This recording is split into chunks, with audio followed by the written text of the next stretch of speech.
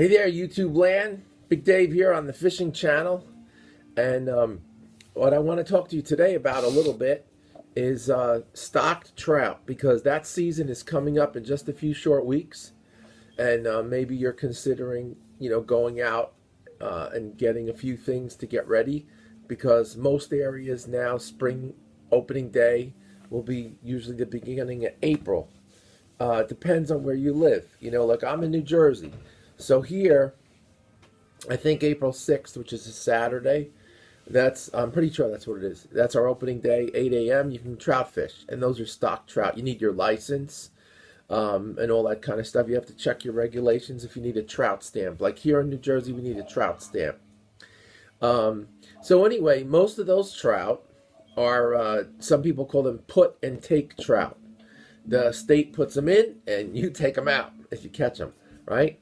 And they could be in a riverbed situation. They could be in a pond. They could be any stocked water, streams, all that kind of stuff. So, and then you want to check your regulations to see if it's a fly only a situation. And that's not what I'm going to talk about today. I'm going to talk about most of the lakes, ponds, things where they put the trout in, and you use dough balls to get the trout, because that's what they're used to. And in the beginning, until they get acclimated to the environment that they're in, your greatest chance of catching them is usually going to be on the power dough or some kind of thing.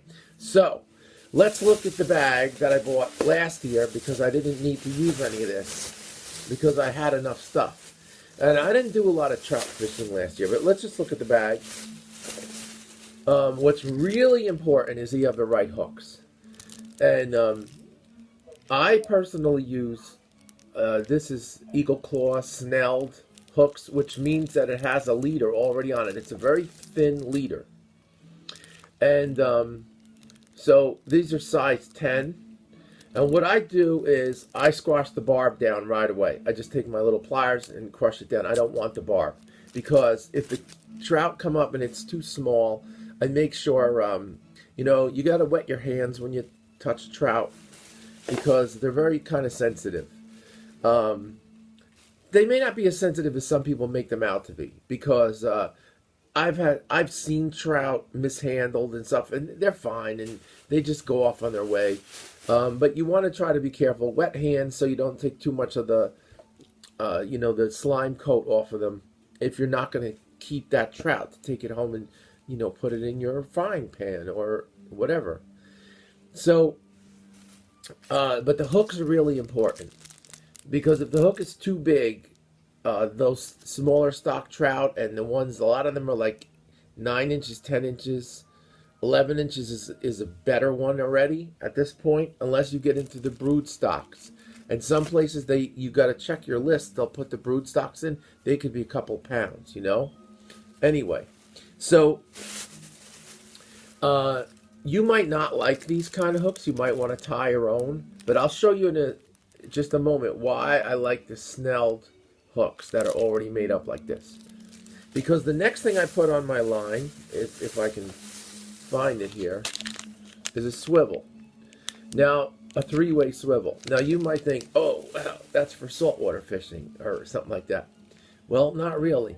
Because what I do is, regardless of what rod I'm using, and you only need a basic spinning rod. Like I have here right now, this is good. This is a little spinning rod, has 6-pound line on it. And all I'll do is I'll tie the swivel onto the 6-pound line.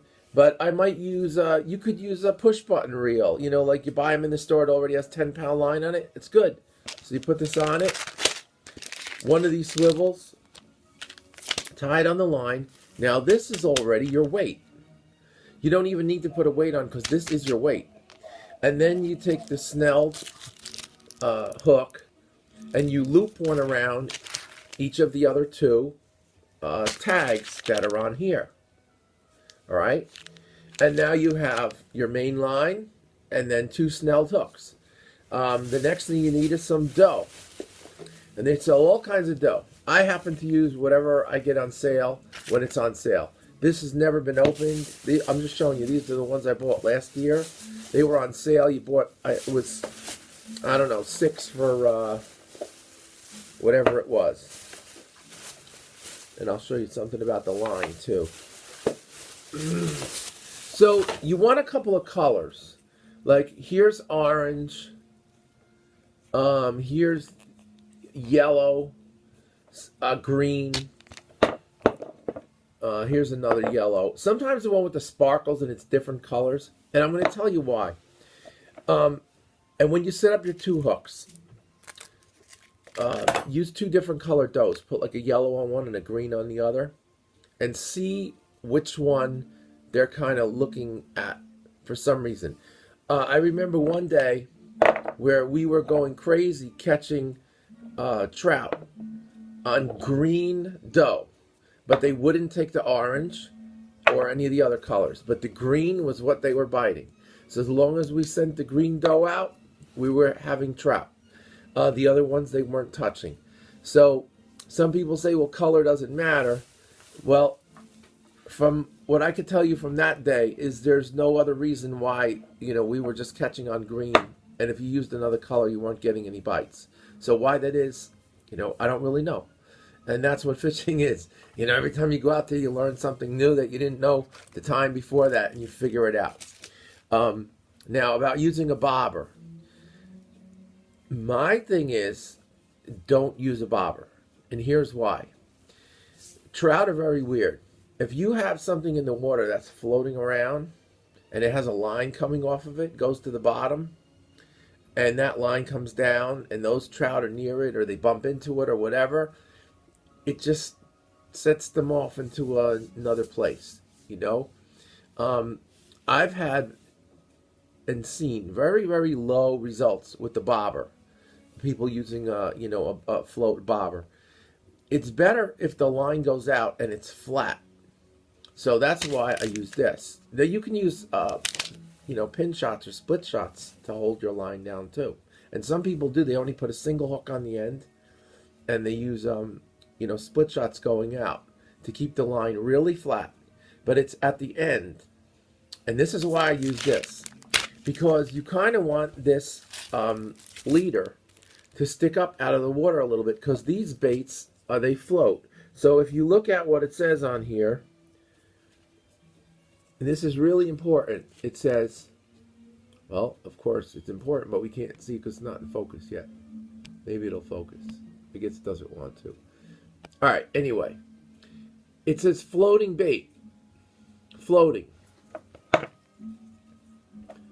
See if it'll follow it in. Same thing here. So all these are floating. And what you kind of want to do is test it at home in a bucket and see how much of this you need to put on your rig to make it float and stay up in the water. Because you want this to be sitting up in the water column, not down on the bottom. And these snelled hooks, this is just about right. If you go out and it has a bunch of like leaves and junk on the bottom of the water, and you put these on, and like I said, you have the main line and then one of these snelled hooks on each one. If your regulations allow that, if you can't double hook when you put it out, like in New Jersey we can have up to 9 hooks. I'm not going to send out 9 hooks to catch trout, but that basically covers 2 treble hooks on a lure, which is what it is. You have 2 treble hooks. That's that's 6. If you have the third one, that's 9, and that's all we're allowed to have in that way. But it covers it. So here, when you have this set up like this, and you got to make sure like I just said, you want to make sure your bait is floating, because when it gets in the bottom, if there's like riprap stuff, there's leaves, there's whatever, you need that bait to be above that stuff. And if it doesn't float, it's not going to be that good. And then leave your line out there. Don't be in a big hurry to take that line out constantly and check it. Send it out.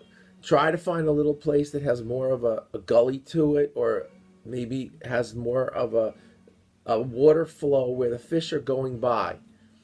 Like a travel way, Look at the water to see how it operates. Sometimes they like water that's just a little bit deeper. So you can also just throw your line out and test to see how deep the water is, just to get an idea. If the water is really shallow, that might not be such a good place. Also, a side creek that's maybe 2 feet deep might be better than fishing into the main part of the pond or the stream or whatever it is. Go to a more of a side creek, because sometimes trout will go into those side things and hang around in there. Don't forget, they were in a hatchery, so when you put them out, now they're free to do whatever they want, and they look for these hiding places. And if there's undercuts, sometimes they sit in the undercuts. So if you go into these side streams or these side channels and cast into the undercuts, and leave your bait there, just quiet. The more you move that bait around, the more you're fussing around with it, you're disrupting, you know. And trout are just wary. They're weird. That's how they are. Okay, so let's just talk about this too, really quick. So this is smooth casting line, Trilene, 8-pound smooth cast. They have 6-pound smooth cast. These are all really good trout lines for doing, you know, put and take kind of thing, because they don't curl up and make like a big distraction in the water. You kind of want that line to be down, not seen, out of the way, all the way out, and that way the trout will just pass on top of it, and all of a sudden they'll see this sticking up and decide if they want it or not, and then they might take it. The other thing you want to have, which I don't have here to show you, oh yeah, here, watch this. So let's talk about this a second. Sometimes you're out there and you know it gets dark. So what I do is every so often I go buy a pack of flashlights. These are those LED flashlights. They take a couple batteries. And these are great. Stick them in your fishing bag. They hardly weigh anything. And you push the button and they're nice and bright. So if the light goes down, all of a sudden you find yourself more in the dark situation. You have a flashlight for your safety. That's in your bag, ready to go. And you don't have to worry about, oh, I forgot to bring my flashlight, because it's small. You just stick it in your bag and you already have it. Okay, so the last thing was, I go and I find really, really thin needle nose pliers that have a long end on them. They're usually in an electronic supply, and they're not that much money. You could get them for like $8. You know, it depends on who has them where, but they're like miniature. And I don't have them in here with me. It's pouring rain outside right now. My truck's outside. That's a good way for you to catch and release. You have the trout, your hand is wet. You take it and you can get in there and pull out your hook. That I said, like for me, I crush the barb down because I want to be able to get that, you know, that hook out if I'm going to release the trout. I don't want the trout if it's too small or whatever, you know. So anyway. So I'm going to be making another video really soon, because I'm going out into the field, and I'm going to take my other camera out and see if we can get a video out there soon, like maybe this week. I'm ready to go out there, test out a few things. So I'll be looking forward to doing that, and I appreciate those of you that subscribed and sent me messages. That's very cool. I like that too. So this is hopefully some good information just to think about. You know, everybody's not right all the time. We just learn. You know, I'm always looking for something to learn, and this is a good way to learn. But test your stuff. Make a bucket, put it in there or pan, and see how it sits. See how it floats, and see if it has the presentation is good. Right? Okay. Have a great Sunday and enjoy your day.